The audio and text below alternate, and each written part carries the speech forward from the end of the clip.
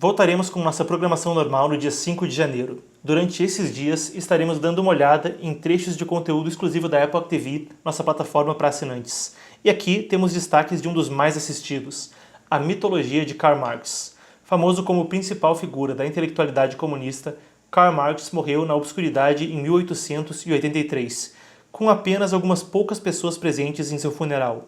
Até mesmo as revistas socialistas não deram muita atenção a ele na época, diz Philip Magnus, historiador, economista e membro sênior do Independent Institute. Então, como foi que ele se tornou uma figura tão importante décadas depois?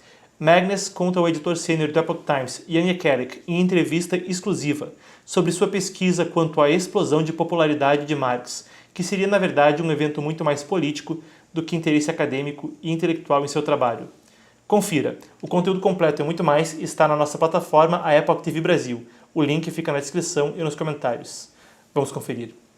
Então, há essa, eu acho, mitologia sobre Karl Marx ter aproveitado o Zeitgeist do século XIX, ter tido essa grande ideia e, de repente, ela capturou a imaginação de todos e as coisas decolaram. E você fez um trabalho muito interessante que sugere que esse não é realmente o caso. E quero explorar isso hoje. Então, fale-me sobre isso. Com certeza, Marx é muito conhecido como a figura fundadora da ideologia comunista. Ele inspirou vários movimentos ao longo do século XX, sendo o mais famoso a União Soviética, e é considerado uma figura importante no cânone intelectual. E com isso vem uma espécie de mitologia de que Marx havia descoberto algo sobre a condição humana no século XIX.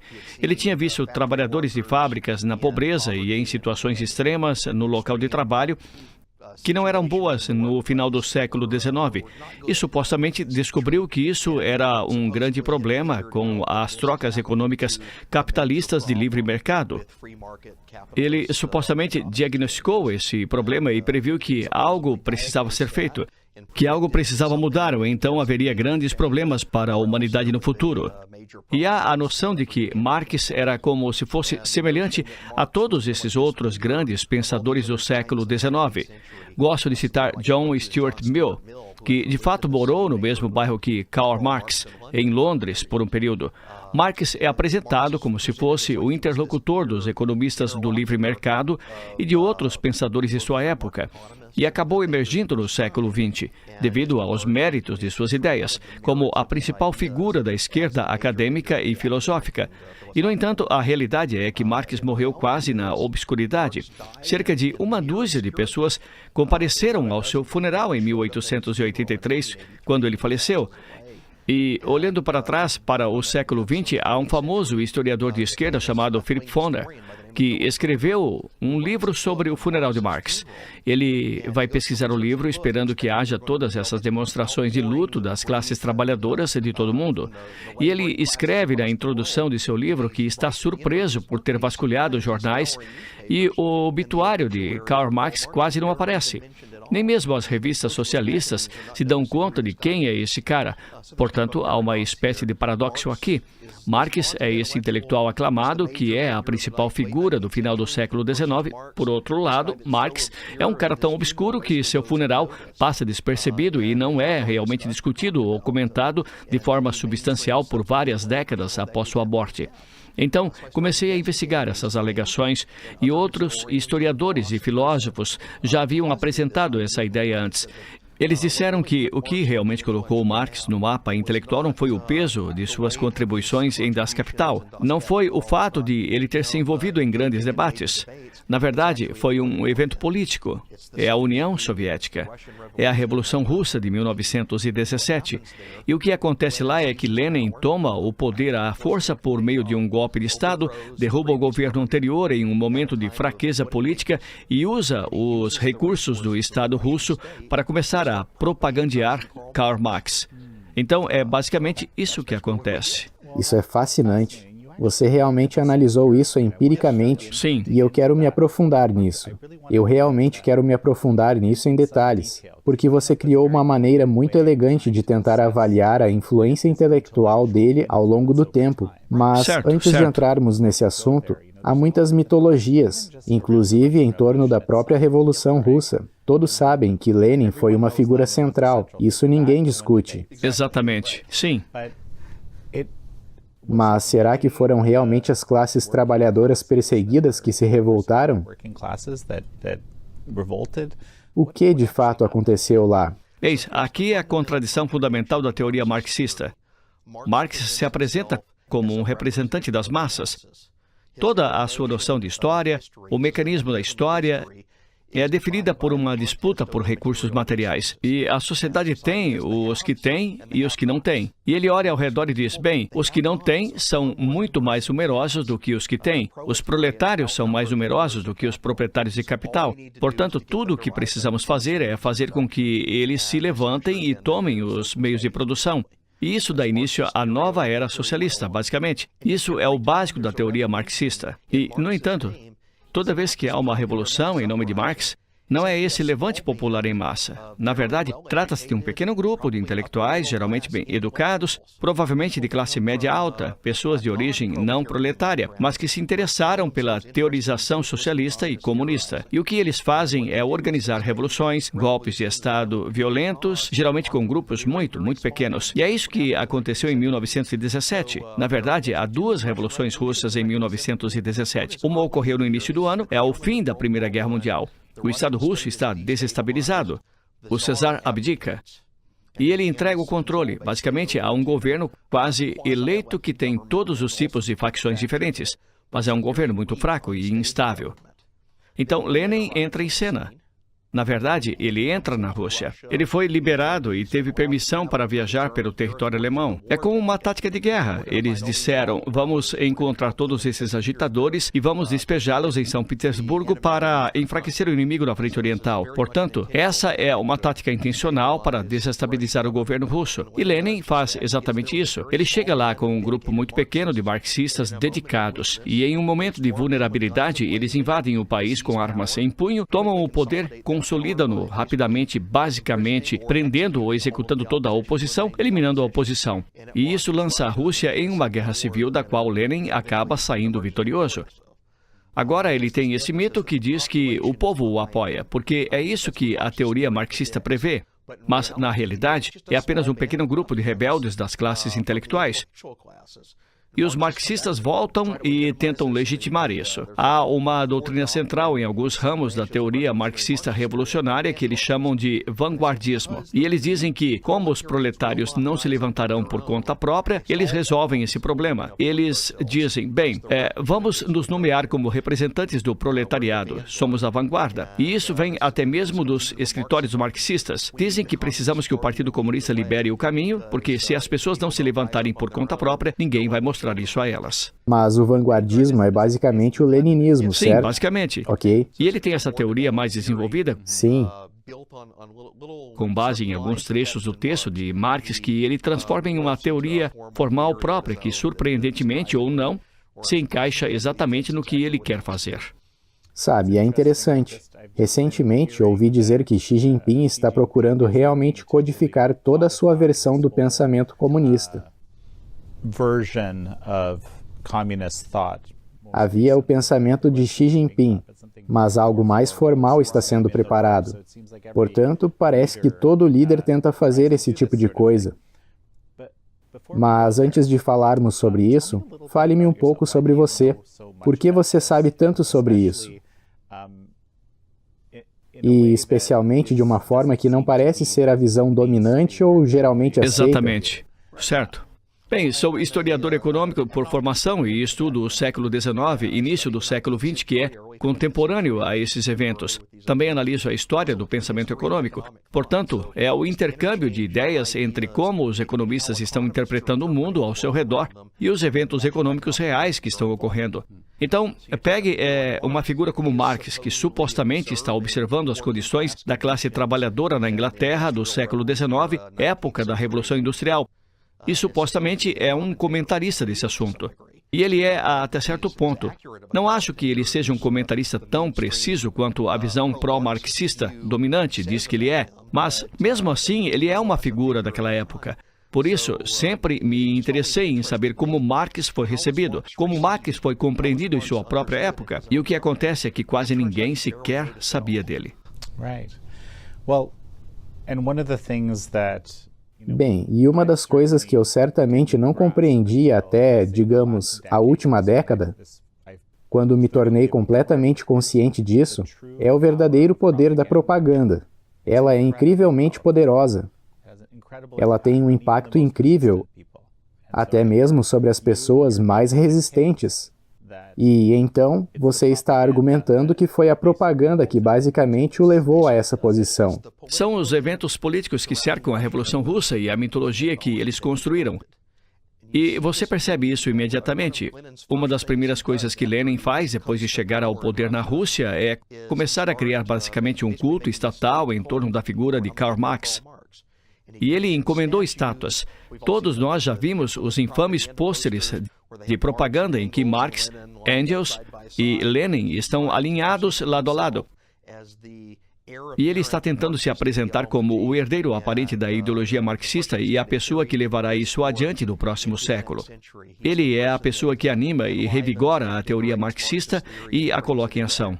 Quando penso no marxismo, há mais ou menos dois elementos. Há a teoria econômica, a teoria do valor, e depois há a teoria política, a ação econômica e a ação política. E às vezes, mais uma vez, estou pensando na China comunista. Às vezes a parte econômica você diz, bem, não é mais comunismo na parte econômica, mas ainda há o... Você pode explicar um pouco isso para mim? Com certeza. Então Marx, antes de mais nada, está escrevendo Das Kapital como uma crítica à economia. Como diz o subtítulo, é uma crítica da economia política. Ele está tentando causar impacto como acadêmico, dizendo: eis como os economistas estão errados. Esta é a minha nova visão que eu reimaginei. Aqui está a minha correção. Eu vou lhes mostrar o caminho. Mas há um problema com isso. Então, Marx escreve Das Kapital. O primeiro volume foi publicado em 1867 e tem como premissa algo conhecido como a teoria do valor-trabalho. Essa é uma antiga forma clássica de analisar, por exemplo, como um bem obtém valor incorporado a ele. E a resposta antiga era, bem, o trabalho realizado transforma as matérias-primas em um produto acabado e isso aumenta o valor dele. O que parece intuitivo, mas nem sempre funciona. Há paradoxos e contradições bem conhecidos, porque a teoria do valor-trabalho não leva em conta as diferenças de gosto e preferência. Portanto, se eu prefiro ter um carro verde e você prefere ter um carro vermelho, quem está certo? Qual carro é mais valioso? Tudo se resume ao meu gosto subjetivo versus o seu. E há todo tipo de situação em que a teoria do valor-trabalho não funciona. Portanto, esse era um problema com o qual os economistas estavam lidando. Mas Marx adota a teoria do valor-trabalho e diz que podemos levar ela um passo adiante. Sabemos que os trabalhadores da fábrica não recebem o valor total pelo qual seus produtos estão sendo vendidos. E o que ele diz é que, basicamente, os donos da fábrica, os donos do capital, estão pegando a diferença entre o salário que dão ao trabalhador e o que ganham com a venda do produto. E ele diz que essa é a mais-valia, se você pegar a diferença entre o preço e basicamente o que o trabalhador recebe. Ele diz que essa é a mais-valia. E como os trabalhadores, os proletários, não têm acesso à mais-valia, eles são explorados. E eles perceberão que estão sendo explorados e, por fim, se levantarão em uma revolução. Esse é o mecanismo, os blocos básicos de construção do sistema marxista. Ele publica isso em 1867, mas descobre-se que toda a sua teoria de valor está errada. Os economistas descobriram que não é o trabalho realizado que confere valor a algo. São as preferências subjetivas exercidas à margem de uma decisão econômica. É a próxima unidade que eu compro. O exemplo clássico é que uma garrafa de água vale muito mais no deserto do que nas ruas de Washington, D.C. E o oposto também é verdadeiro. Um diamante vale muito mais nas ruas de Washington, D.C. do que no deserto. E é essa circunstância, é essa ocasião que lhes dirá qual deles você vai trocar pelo outro. Se você tivesse um saco de diamantes no deserto, ele seria basicamente inútil para você se não tivesse água. Portanto, você estaria disposto a trocá-lo por água. Esse é o paradoxo clássico. O que os economistas fazem é descobrir que, se o valor vem de preferências subjetivas exercidas na margem, temos de fato um sistema de preços funcional que podemos derivar disso. Assim, em 1871, apenas 4 anos depois de Marx escrever sua magnum opus, Das Kapital, 2 economistas diferentes resolvem simultaneamente o problema do valor. Trata-se de Karl Menger, na Áustria, e William Stanley Jevons, na Grã-Bretanha. Eles simplesmente se deparam com o problema simultaneamente, embora estejam estudando as mesmas coisas. E 4 anos após a publicação do livro de Marx, ele se tornou obsoleto. O erro está lá. O erro fundamental no início de seu texto está presente e os economistas, de modo geral, já seguiram em frente quando... Isso, por si só, é surpreendente, pois suspeito que o Manifesto Comunista seja mais lido do que Das Kapital. Mas Das Kapital é lido bastante.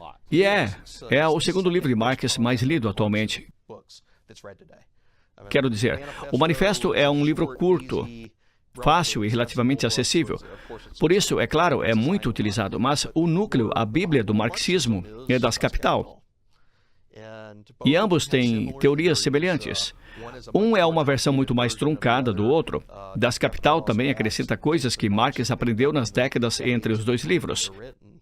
Mas esse livro, você sabe, e ele o publica em 1867, e basicamente passa despercebido. O próprio Marx, acho que em uma piada famosa, disse que gastou mais dinheiro em charutos que fumou enquanto escrevia o livro do que ganhou com Das Kapital. Portanto, ele sabe que o livro é basicamente um fracasso.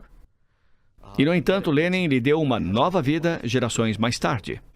Mas, voltando aos profissionais de economia, eles o leem e o consideram. Assim, nas décadas de 1880 e 1890, houve vários comentários dos principais economistas na época.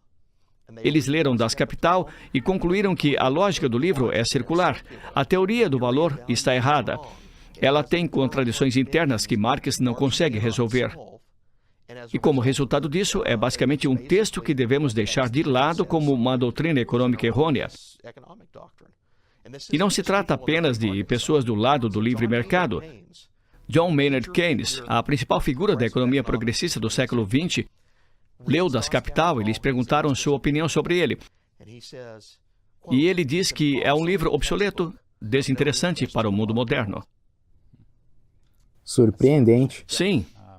Então, falamos sobre o aspecto econômico do marxismo.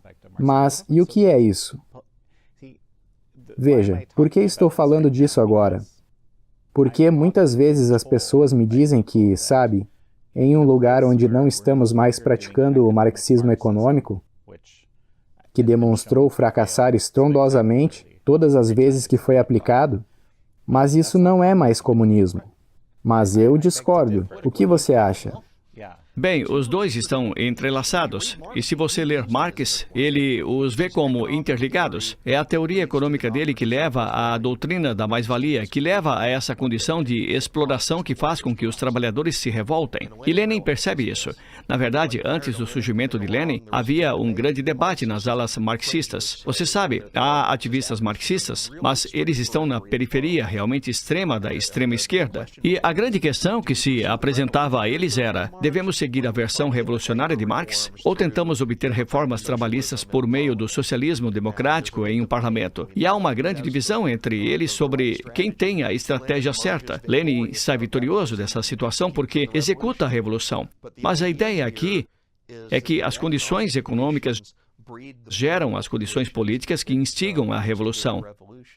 Agora, se você disser, bem, a economia está errada, está obsoleta, a teoria do valor é um erro, mas vamos prosseguir com o marxismo revolucionário de qualquer forma, o que você terá é um Estado marxista estabelecido por meio de um golpe de Estado ou por um desses outros eventos violentos. E então eles simplesmente deixarão de cumprir a lei e voltarão ao planejamento econômico como se ele nunca tivesse sido criticado. E isso já aconteceu, é claro, várias vezes. Poderíamos entrar em detalhes sobre isso. Mas, em alguns casos, por exemplo, a China comunista olhou para a União Soviética e pensou, a maneira como eles faziam sua economia provavelmente não é uma boa ideia. Vamos fazer algo diferente. Então eles Isso modificaram. ainda é comunismo? Acho que há elementos de comunismo, porque há propriedade estatal e controle estatal sobre os principais contribuintes da economia. Certo? Agora, eles têm noção suficiente de que estão relaxando, de que há um elemento capitalista de fato em jogo em muitos aspectos da economia chinesa, mas a qualquer momento, em qualquer dia, a liderança do Partido Comunista pode estalar os dedos e, de repente, o que estava operando como uma empresa privada passa a ser um ativo estatal. Então, Ou uma empresa externa que está investindo, certo? exatamente. É como se estivessem no fio de uma navalha. Por isso, pode acontecer a qualquer momento. Agora, eles não fazem isso com tanta frequência porque reconhecem que a ruína econômica vem do planejamento central. Quero dizer, basta voltar à experiência da União Soviética. É uma sucessão de desastres e tentativas de planejar centralmente uma economia. E eles realmente estavam tentando agir de acordo com as doutrinas de Karl Marx. Ora, Marx tem uma contradição interna nelas. Isso foi reconhecido muito cedo pelos economistas. Eles observaram que a mão de obra é tanto um insumo precificado quanto um produto. Então, como você calcula o valor justo da mão de obra se eles estão simultaneamente dependentes um do outro? Ela contribui para a produção, mas também é um produto em si. E acontece que isso é matematicamente impossível. Portanto, para planejar centralmente uma economia, e isso é conhecido, acho que foi provado conclusivamente em 1906 por um economista bastante simpático a Marx, Ladislaw Berkowitz, investigou e tentou fazer todas essas provas matemáticas. E ele chega e diz, basicamente, isso não pode ser feito. Vou oferecer uma solução alternativa de como transformar o trabalho como o insumo em um produto com preço. E ele não consegue fazer isso. Há outras contradições fundamentais. Quando se tenta planejar centralmente uma economia, os sinais de informação são todos distorcidos porque os preços são eliminados. Os preços transmitem sinais tanto para os compradores quanto para os vendedores. Como, por exemplo, o que está em demanda popular. Que produto as pessoas querem? Ele também dá sinais para os vários estágios de produção na fábrica. Por exemplo, como obtenho meus insumos? De onde tiro minhas matérias-primas? Você precisa de preço para fazer isso de forma funcional. E se você tirar isso e tentar planejar centralmente a partir de um burocrata ou de um decreto de cima, eles precisam saber tantas informações para executar isso que se torna fisicamente impossível. Bem, e o que você está me dizendo, quero dizer, o que está se tornando aparente para mim enquanto você discute tudo isso, é que há um aspecto necessário de coerção Certo. para que isso aconteça. É a garantia. É o poder coercitivo do Estado. E sabe, os regimes marxistas e comunistas, muitos deles inicialmente, começam de cima para baixo e dizem, vamos planejar centralmente a economia e vamos fazer isso certo dessa vez. A União Soviética tem seus planos de 5 anos para se industrializar. A China maoísta, o grande salto para frente é toda essa organização econômica de cima para baixo. Castro tentou fazer isso, Hugo Chávez tentou na Venezuela, Pol Pot tentou no Camboja. É uma sucessão de regimes e todos eles começam de cima para baixo. E eles seguem, basicamente, uma de duas direções. Infelizmente, a primeira direção é a repressão política extrema e severa. Eles descobrem que o plano não está funcionando e, por isso, reprimem de forma violenta e física.